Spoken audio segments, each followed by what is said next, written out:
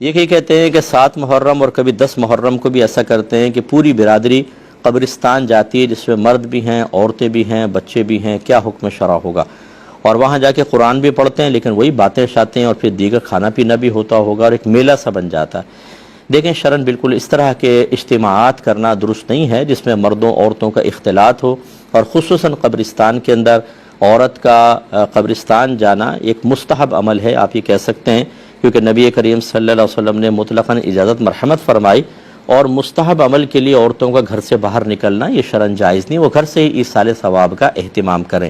تو اس قسم کی جو رسومات جس کو شریعت منع کرتی ہو یہ بدعت کے زمرے میں آئیں گی، اور یہ اسی زمرے میں آئیں گی کہ کل بدعت ضلالہ وکل ضلالۃ فی النار، ہر بدعت گمراہی ہے اور ہر گمراہی جہنم میں لے جانے والی ہے۔ لہٰذا آپ علم بغاوت اٹھائیں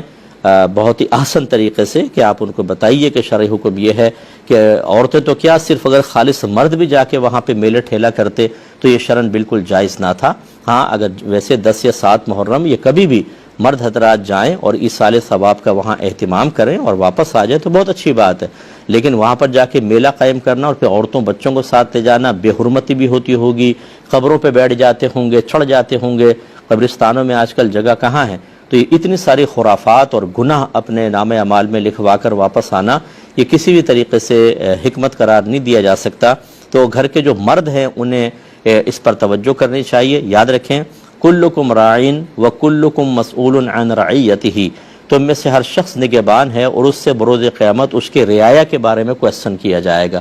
میں تمام مرد حضرات جو گھر کے سرپرست ہیں آپ سب سے انتہائی دائرہ ادب میں رہ کے گزارش کرتا ہوں کہ خدارا اپنے گھر پہ نظر ڈالیے، جو غلط قسم کے رسومات ہیں، شریعت کے خلاف ہیں،